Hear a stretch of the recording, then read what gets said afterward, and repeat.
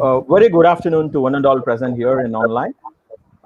My dear faculty fraternity and students, research scholars, we are in the third day of 6-day international alumni series on Roadmap to Hybrid Research, second edition. And today's topic is about 10 steps to do a successfully complete the master in Germany. Today, our resource person is again another distinguished alumni, Miss Kyati Alpesh Shah. She's doing her PG in Martin Luther University, Wittenberg, Germany. She's one of our distinguished alumni, and we can say that she's a good learner too. And Kyati, the live is yours now. Thank you so much, sir, for such a nice introduction. And now I would start with my presentation.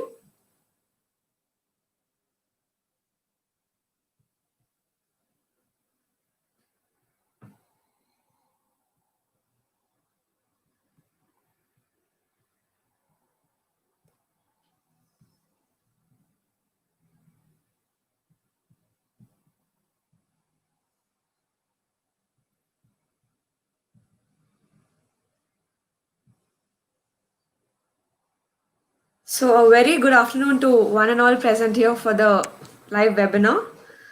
To begin with, I am Kyati and I am currently pursuing my Master's in Pharmaceutical and Industrial Biotechnology at Martin Luther University of Halle-Wittenberg in Germany.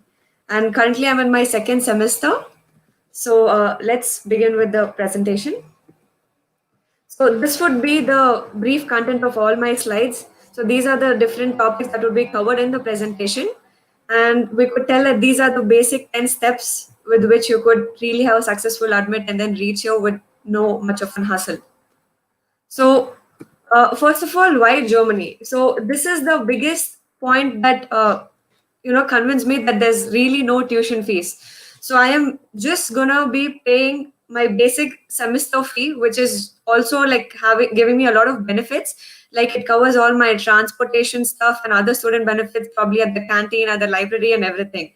So when I compare this, I mean the cost of my education with other countries, this is really a good opportunity where I'm like almost saving more than 50% of my money. Secondly, it would be Germany is one among the top engineering hubs in the world. And also, a lot of statistics are telling that European market is the second most dominant market. And this is actually just in terms of biotech, but of course, even other industries play a vital role here. And of course, the quality of education is really good and the courses are really well structured. They really integrate the laboratory techniques along with the courses for better understanding of all the topics. And also, we get an 18 months job search visa after the completion of our degree. So during this 18 months of period, we could apply for various jobs. And for sure, with the degree that we get, we are good to go and get a proper job as well. And here there is, of course, a proper work-life balance. So for this, I would tell that when I came to Germany, it was really a very interesting thing that I found that, on Saturdays and Sundays, like even a grocery shop would be closed. So it's that much of importance that people give here for a proper work-life balance. Of course, whatever is important or something in terms of necessity, there are pharmacies and everything open. But then other than that, mostly the working time is just from Monday to Friday. Saturday, Sunday is literally just your week off and you can get time to spend with your family and friends and everything. So it's really good. And another highlight is there's no GRE required. So, of course, we finish all our bachelors and everything. We have so many other competitive exams to give and everything. So again, when there's one more exam coming up, which is again expensive as well, we think twice whether we should go for it or no. So these were a few of the main highlights why I chose Germany, and I think it's really convincing as well. So moving forward, what are the prerequisites that we need right before we start planning for a process and everything? So one thing that's required is the IELTS certificate. This is for the English language proficiency. So it's and also the certificate is valid for 2 years. So it is really advisable to take up the test in prior, so that we are not wasting any time last minute for this, because during the peak time the seats are really booked and we cannot find a slot easily. And of course, maybe for a few of us, before we apply for IELTS, we should also probably book our passports and get our passports, because passport is needed for us to take up the IELTS exam. So one can actually take up IELTS with two platforms, that is the British Council or the IDP. And also both these firms also provide you courses and everything for you to learn how to go about the test and everything. But of course, there are online tutorials as well as exercises, materials, and everything that is available online. So one can make use of these platforms to learn and prepare for the test. Also, here I would like to bring in one point is that at our university, we also have the benefit of taking up IELTS coaching as well as BEC coaching and everything. So when it was our time, I'm sure, like, I remember me and a lot of my friends who have applied for Germany and are right now doing our masters in various places. We made use of this platforms and we took up the classes and everything. So if it's still going on, you can definitely make use of that. Otherwise, it is all available online as well. Moving forward is the university check.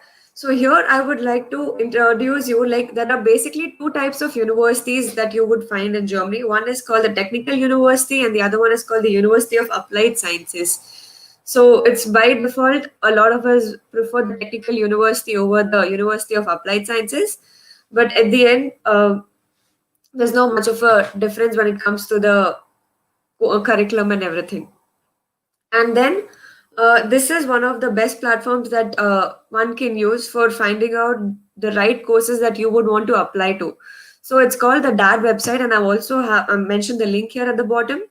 So in this website, this is the starting page of this website, where you could choose whichever program you wish to apply for and fill in all the other details, as in the type of course and whether it's going to be a master's or bachelor's or whatsoever, the language that is preferable, that is just English or probably German as well, however it is.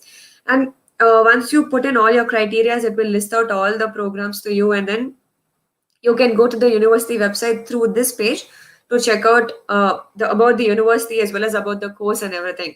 And like, I just found out the one more new feature that this website has added is about the comparison of the different courses that you look out for. So that's really nice.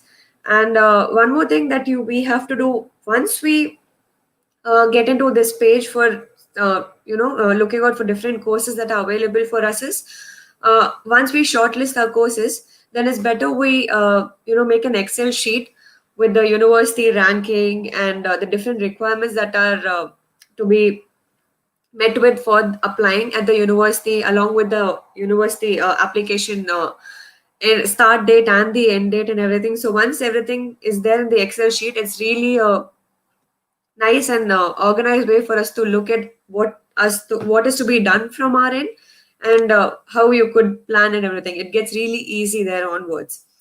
So yeah. And then coming to the documents required. So of course, other than these four documents that I've mentioned here, there are a lot more other documents that are required.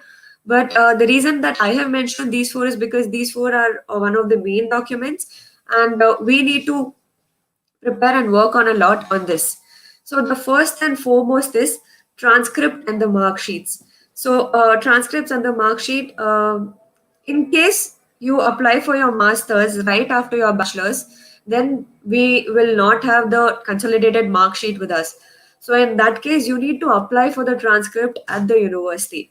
And in case, like, you are a student, after your bachelor's was going to be working for a year or two and then apply for your masters, then in that case, you any which ways have your consolidated mark sheet and you could make use of that.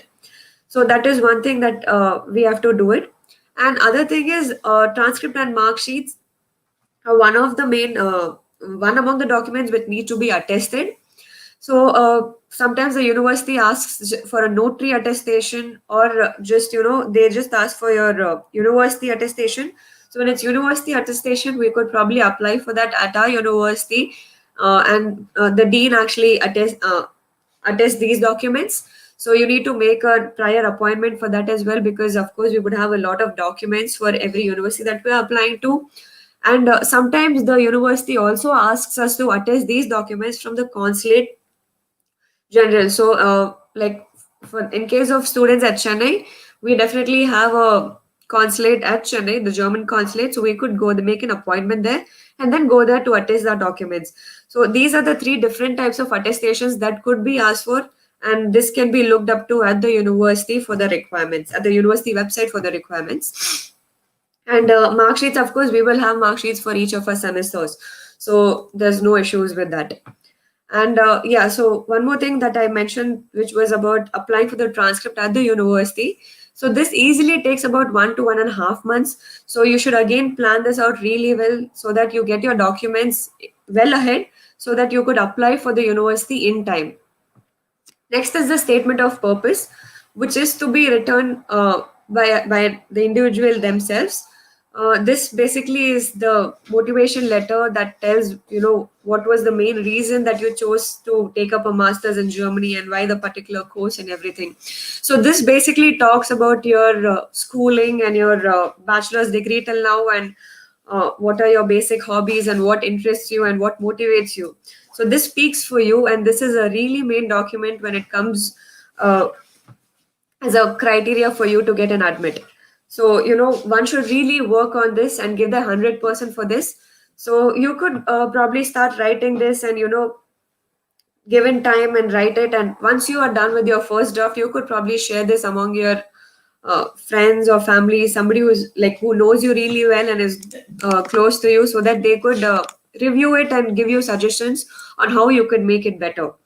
And then comes the letter of recommendation. So this you definitely get it from your faculty members, or in case you are like you are working and then you apply for your masters, then you get it from your company as well. Also, in case where somewhere you've done your internships or something, then you could apply, get a letter of recommendation from there as well. Next is the curriculum vitae. So when it comes to the CV, the Germans really follow a particular way of having the CV, and that's the tabular form. So this is one of the sample of a tabular CV. So people really want this over here, and this gives them a very crisp information about you to them. So basically it's about just a one page CV, and with your picture and all your basic details about your date of birth and your email address and your address and everything on the top, followed by your education, and then the various industrial experiences that you've had, as in the summer training or some internship or everything, and then your skills and everything, and finally comes with your language. What are the languages that you can talk and everything. So this is how a simple tabular CV should look like, and the Germans really want their CV to be this way. So these are the four documents that we should work on really well, because this is something that we would be preparing on our own, where we are supposed to be investing time on it and then prepare them. So after this, we once our universities have been shortlisted, we have the whole list of the different universities to which we are applying for, and now when all our documents are ready and everything, is the thing where now when do we apply and how to apply. So coming to Germany, there are basically two intakes for Germany. For Germany, yeah, that is the winter and the summer intake. And the winter intake is sometimes like usually between December to June. The application deadline varies sometime between these months, and for summer it's probably sometime between June to November. And of course, for Germany, there are more programs and courses available for the winter intake than the summer intake. So you like in case even when you compare on the that website, you would probably find more number of universities being mentioned for the winter intake than the summer intake. And one more thing that is though it's better we apply for the university as soon as the application period starts, so that we like we are not wasting time, and there are better chances for us to get an admit if we apply right when the application start time is beginning. And then one more thing that I would mention, like to mention here, is basically there are two types of application procedures here. One is via Uni Assist, and the other one is via non-Uni Assist. So a lot of universities here are actually tied up with Uni Assist. So when the university is actually tied up with UniAssist, then we need to send all our documents to UniAssist, and then UniAssist processes them, and they give the German grade. Like, of course, the grading system that we follow is way different than the grading system that the people follow here. So the grading system, the UniAssist reviews our whole profile based on the different documents that we have sent as per the university's requirement, and we are assigned a grade. And once UniAssist is done reviewing all our documents, these documents then go to our university. So when the application procedure is through UniAssist, then it is really important for us to send in our documents way ahead, like immediately as soon as the application start time begins, so that they could reach our university also in time to as whenever the application deadline is reaching, because UniAssist also takes somewhere about 1 month to process all our documents and everything. And of course, UniAssist also charges a small amount of fee per application, that is per university application. And when it's non-UniAssist, then directly we are supposed to be sending our documents to the university itself. And coming to how to apply, so there are few colleges who just ask us to upload the documents online. And in this case, we are just supposed to be creating the application form of the university, and then finishing that, and then uploading all our required documents that are mentioned on the university's website. And other than that, when we are supposed to be sending the post to the universities, then there are two options that we could pick up. One is the Indian Post, but here again, it takes like, somewhere around 20 to 25 days for the documents to reach. But DHL, it reaches faster, like in just 2 to 3 days, the post is delivered. But of course, the prices are high at DHL as compared to the Indian Post.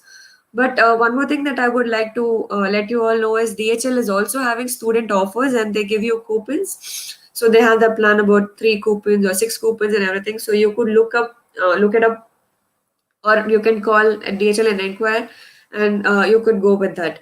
So these are the different forms available for you to how to apply and everything. And moving forward, this is one question that would always come in our mind: would German language matter? Because of course, yeah, the Germans give a lot of importance to their language and everything. So, coming here, so in case your course is an English taught program, then definitely you do not require a German language certificate. Like, if you just have a German language certificate in your documents, or you've mentioned it in your CV, then it's just an added advantage. But this is not something that would be a deciding factor for your admit.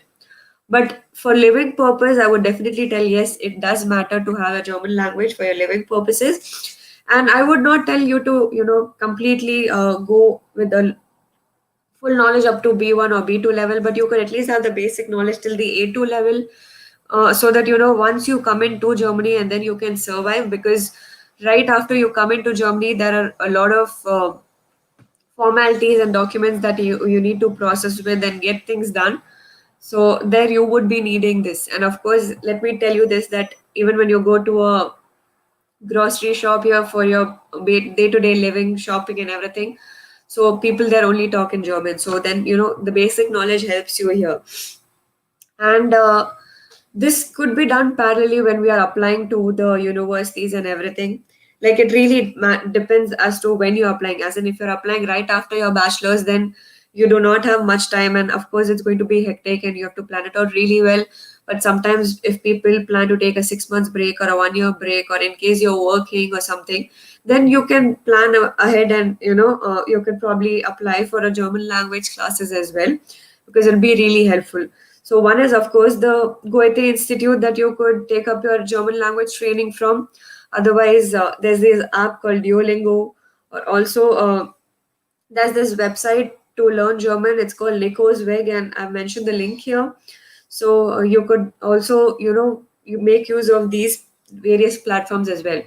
And of course, once we are done with our language training, we are supposed to be giving the exams. And the Goethe Institute certificate is the only valid certificate for our German language. So that is the only place we could go to for our exams. And just this is one suggestion from me, because when I was trying for my language as well, language training, so Goethe Institute a lot of times it could be that the classes are always full and the batches are full. So in that case, then we could look at other options as to from where we could learn German. But even for giving the exams and everything, we need to look up on their website for the dates and everything, because it really runs out quick.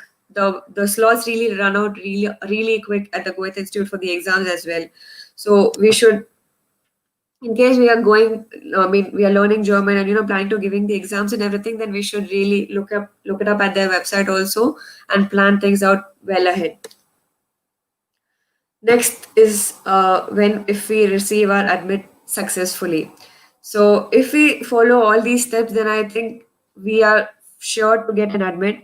And one more thing that I would like to mention before this is, when we are shortlisting universities and selecting the universities, I would really suggest you to at least shortlist 8 to 10 universities to have at least a 50 to 60% of chance to get admit from one or two universities.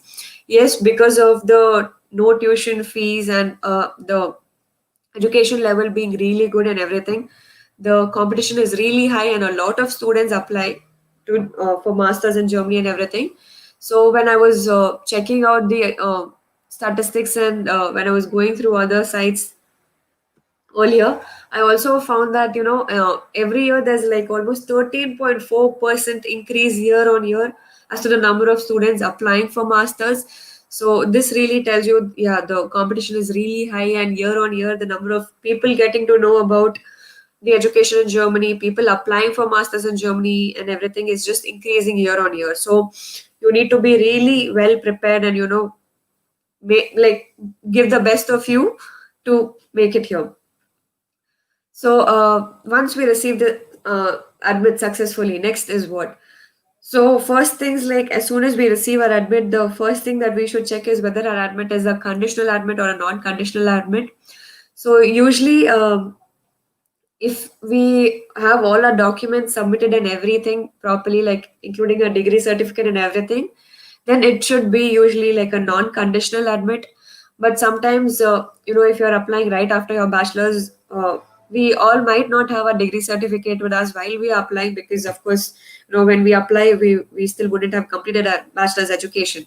So then in that case, you might probably get a conditional admit, and they would mention probably by so and so date or something, or maybe by the time you come or something, you're supposed to be showing your degree certificate. So in that case, I guess you're supposed to be getting a letter from the university stating as to when your convocation would be and when you would be receiving the degree, and you could proceed with that. And also, there are basically two types of admissions here. One is the non-NC class, so there is like no restriction or anything. Another one is the restricted admit. So in the case of restricted admit, it is like there are a lot of students applying for that course, but the number of seats available for that course are really less. Then in that case, the university makes it a restricted admit. And otherwise, if it's a non-restricted admit, then I think it's just in case you meet all the basic criteria that are mentioned by the university, you get an admit. So when it's a restricted admit, the university might have different things planned out. Either they have some Skype interview planned or some online exams planned, or sometimes they don't have any of these exams, but it's just based on your profile and everything. They grade you, and based on the grades the students get, they shortlist students. So in my case, my course was a restricted admit, and they really used to have this criteria where they want only 50% of the students to be international students, and the remaining 50% of the students they wanted to be the German or the European students. So these are the different ways in which the university plans out with the restricted admit. So sometimes if it's restricted admit also, it might be a conditional admit, and you should look up for the requirement that they've asked for and go ahead with that. Second thing that we need to look is whether our admit is really valid for a year or only for this particular semester that we are applied for.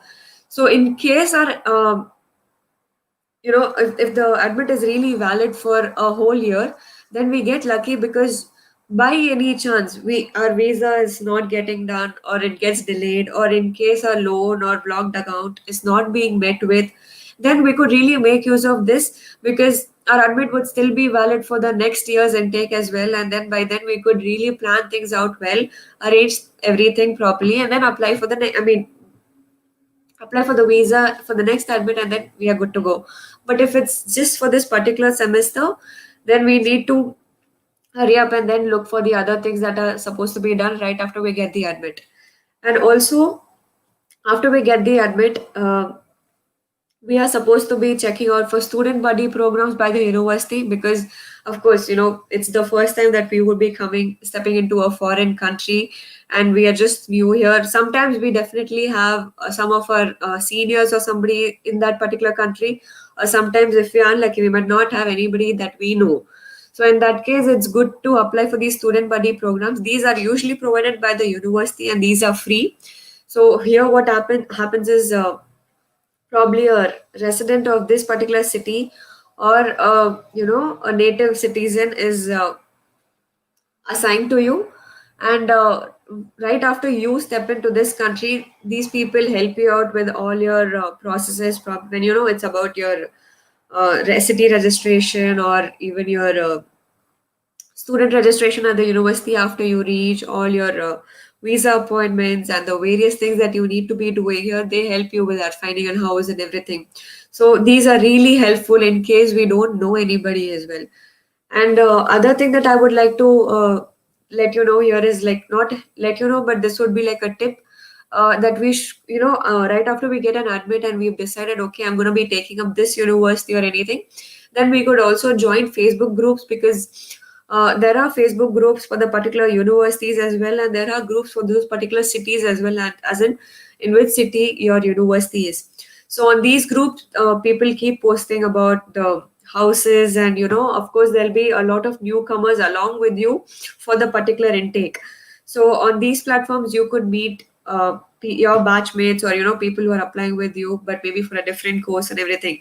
So in that case, if you're lucky to meet somebody who's from the same city, as in if you are a resident of Chennai and then the other student is also a resident of Chennai, then it's good to know both of you in prior, because then you can plan your things together, and probably you could plan to travel together and all. That really makes your whole journey a bit hassle free, because each of you can share each other's opinions and you could help each other out.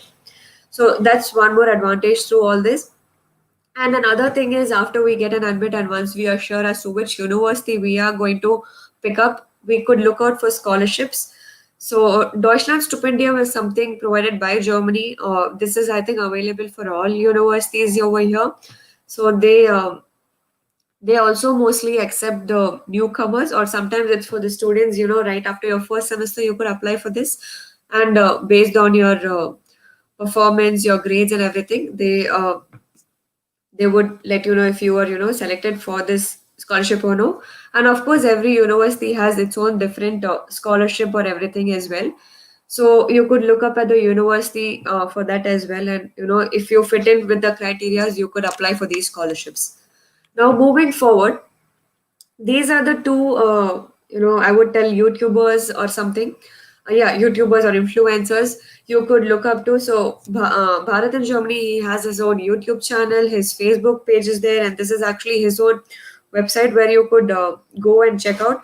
So he's been in Germany, I think, for the past 3 or 4 years now, and he makes educational related videos. And now, definitely, because he's done with his masters and everything, he makes different other videos also as to about the job scenario and about the taxes and all the different things possible. So you could really look up to their channel and get more insight, and you would get to know about the process and everything as well. Next person is called Palak Lakhani. So I would actually like to tell you that he is actually from my university as well. He's a student member of Martin Luther University, though from a different course. And he started up with this channel during this Corona pandemic, and he's really going well. So you could check out his YouTube channel as well and look into the different videos that he's been making. So yeah, you could go through their channels and see and get more insight as to about other things, what's happening, what could be done, and everything like that. And next, coming to the visa. So after you get an admit and you've decided that it is going to be this university or everything, so you should be scheduling your visa appointment right after you get your admit, because this is the peak time and the slots are really booked.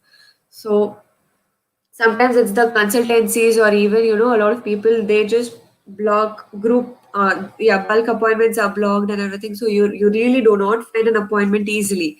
So even in my case, I remember I used to, like, because it works with the Central European Standard Time, it's late for us, it's during the midnight.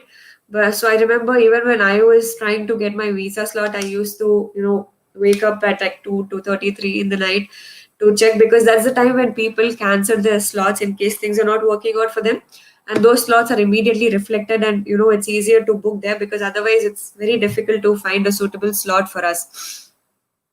So right after we get an admit, it's really important to schedule your visa appointment. And for this, we are supposed to check in. I mean, once we book it, they would of course send us a mail as to what are the required documents for the visa appointment. And along with that, they also ask us to carry a demand draft. This is, of course, the money is in euros, so it keeps varying based on the currency value, but it's somewhere between 6,500 to 7,000, I think. So this is the visa processing fee, and we are supposed to be carrying a demand draft of this amount. And the main thing required for the visa interview is the, like, you're supposed to be really confident. Do not worry, because you have all the documents that you want. You very well know for what reasons you are going and everything. So you're really supposed to be showing yourself confident. So, and for the visa process, you could go via these two different things. There's the German consulate, or there's the VFS, because not every state is having a German consulate.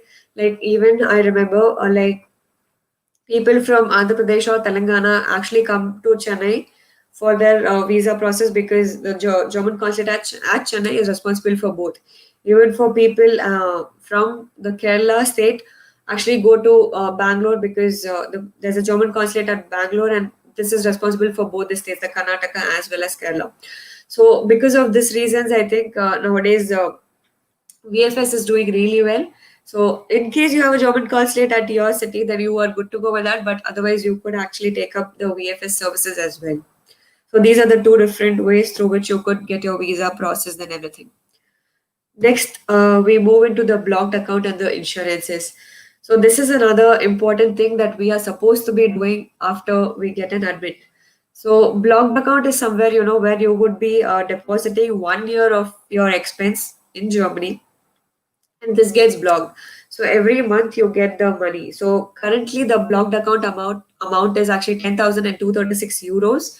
This just changed last year from the month of September. So people who ever had their visa appointments till August were good to go with the previous fee, but people who started off from September had to show this amount in their blocked account.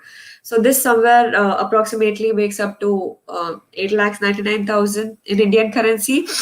So this 10,236 euros is equally distributed for your 12 months period, and this makes up to like 853 euros per month. So when you have this amount blocked, it shows that you are good to go for 1 year. You have your basic living expenses and everything for this whole thing. So you are supposed to be doing this, and this is a very main requirement for your visa interview. So right after you book your visa slot, you are supposed to be starting off with your blog account as well. In case your expenses are ready, then you could start, or is in case you're applying for loans and everything, then I think you should apply it even before you get an admit. Like right after you start with your application procedures, you could start applying, because sometimes it really takes long. And I've actually seen students not being able to, make it for that year's admit because of these reasons. So this is again another thing that you need to plan out really well, and so that you are in time and you don't waste on anything, you don't miss out on anything. So there are, like, you could probably open your blocked account probably at Deutsche Bank or Kotak Mahindra Bank as well. So Deutsche Bank has branches in India as well and everything. Otherwise, there are these non-conventional methods through Fintiba and Expatrio. These are something online, and they are really safe to go. Like in my case, I actually took up Fintiba, and it worked really fine for me. It was really hassle free, and it was done like in no time. Whereas I still remember when I'd gone to Deutsche Bank to inquire about the whole process and everything, they had told me it would take about 1 month to for the whole thing to get processed and everything. So you could probably save time when you're going with this non-conventional methods and everything, and these are safe. But one thing you really need to be sure is that there are a lot of fake websites and everything as well. So you are supposed to be really cautious about that, and check for everything. Like even when I had mentioned about Uni Assist, the way for your application process to reach Germany, like sometimes just through Uni Assist. So I also got to know that there is some fake Uni Assist website, like the Indian website as well. But yeah, so when it comes to all this stuff, you can probably check that always at the end of the website there would be something written as DE, which says Deutsch or Deutschland. So that could be more secure, and that would be more proper than the fake one. And yeah, these are the different platforms that you could use for the blocked account as well. And moving to the insurances, so for a visa also there are two different types of insurance required. That's called the health insurance and your travel insurance. So for the health insurance, it is like once you reach your every month, there is a particular fee that gets deducted from your account. This is just to make sure that you have enough money in your account and you are assigned to this insurance in case anything happens to your health. So let me tell you this, that because of these health insurances and everything, most of the times when you go to any doctor over here, we are not supposed to be paying anything because our insurance covers it. So yeah, it works like the normal insurances. And travel insurance is again because usually the flights or anything that we take, the yeah, so they do not cover our travel insurance.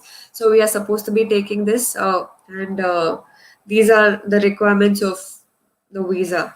So for health insurance, there are two different health insurances that you could apply for, probably the TK, which is called the Technical Krankenkasse, or the AOK. And for travel insurances, you have Bajaj Allianz, ICICI Lombard, there's I think HDFC also. So there are different things that you could use for applying for these two things.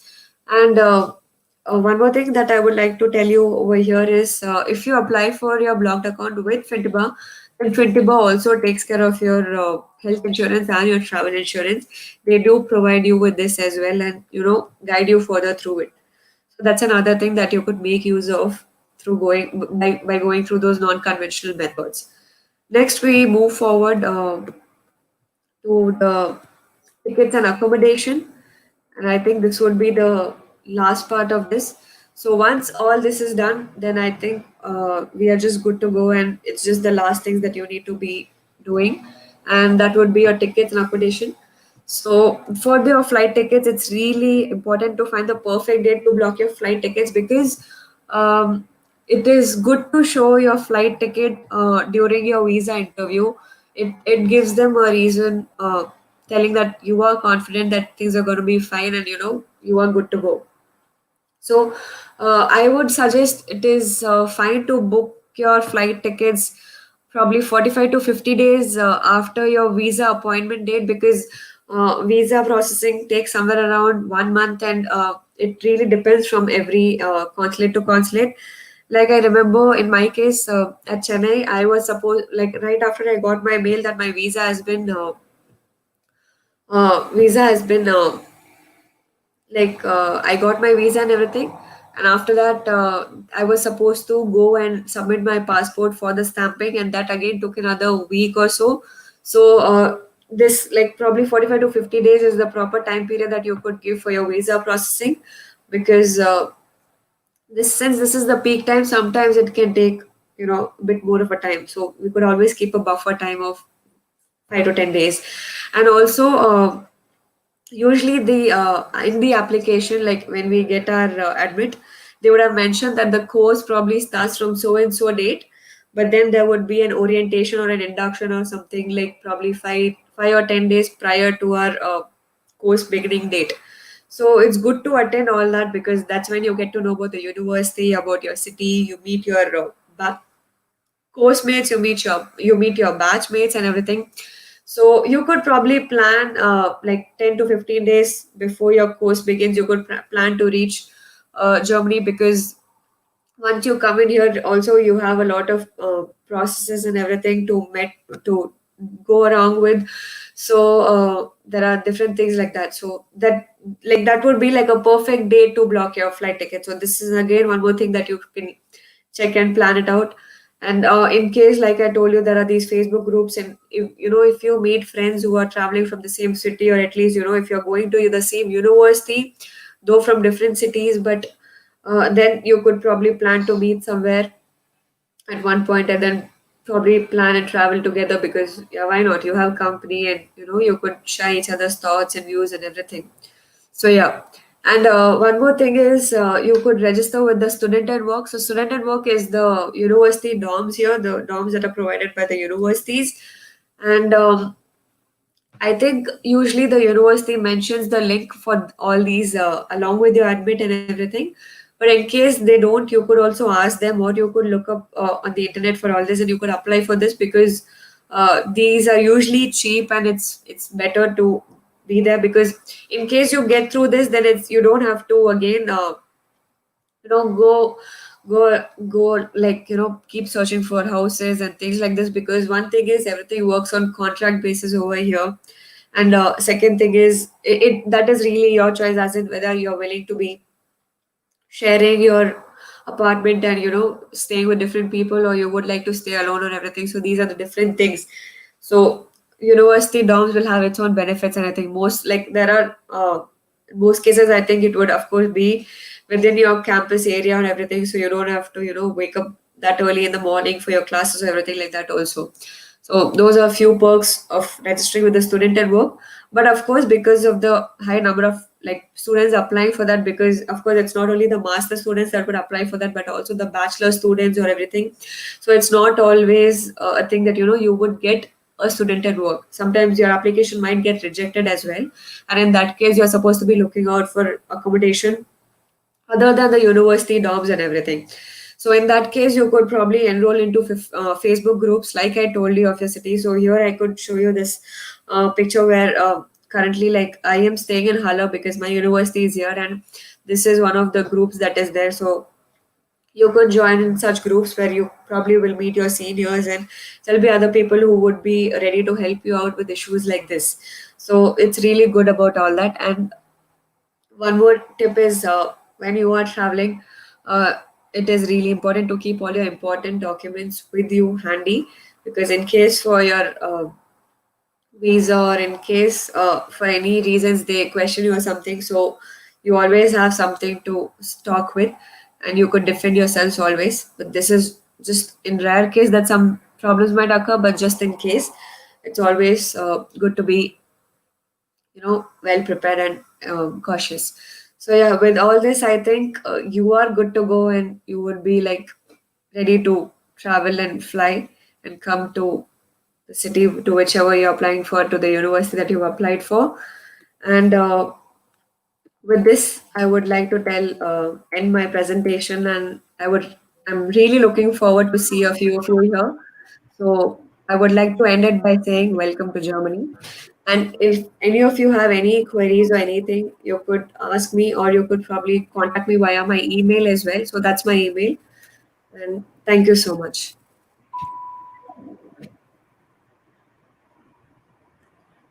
That was a wonderful speech, Kyati. An ignited mind is the most powerful weapon on the earth, and one can easily get it through in overseas education. But Kyati, now you have done an excellent job by not only just motivating the faculties and students about the overseas education, but your session was like complete guide to study abroad, particularly Germany. So what can we say, like motiverandus gesprits. I just got it through the Google Translate. And for thank you, yes, Willen Dank. I'm pronouncing correct. Yes, vielen Dank, sir. Vielen Dank for giving me this opportunity, sir. And I really hope that in case there were a few students here who were really planning to apply for their masters or something, then this would have clarified and given them a better view of how things are here and how they could go about with the whole process. Definitely, Kathy, because your video is not only we are live streaming now, but the video will be still there in the department channel, so that definitely the students will be get benefited by, whenever they have any doubt regarding the process of visa applying. Because each and every step, I hope, like when you find out this, it's a tough job, right? Each and every step you might have struggled. So now you open the road for them like an NH, so that they can check through the process and easily they can apply for. That's wonderful, Kathy. Hats off to you. Thank you so much, sir. And I would really like to thank you and the whole department as well to give this opportunity. And I would also Yeah, like to thank the management of our college also for giving this opportunity to me. So thanks a I'm lot. really looking forward to see a few of my juniors here because it's really good. If you wish to pursue your masters, then nothing like it. You should really go ahead and go Mhm. for your dreams. So yeah, I'm really looking forward to my juniors being here. Yeah, definitely, definitely. Okay. Anand Babu sir.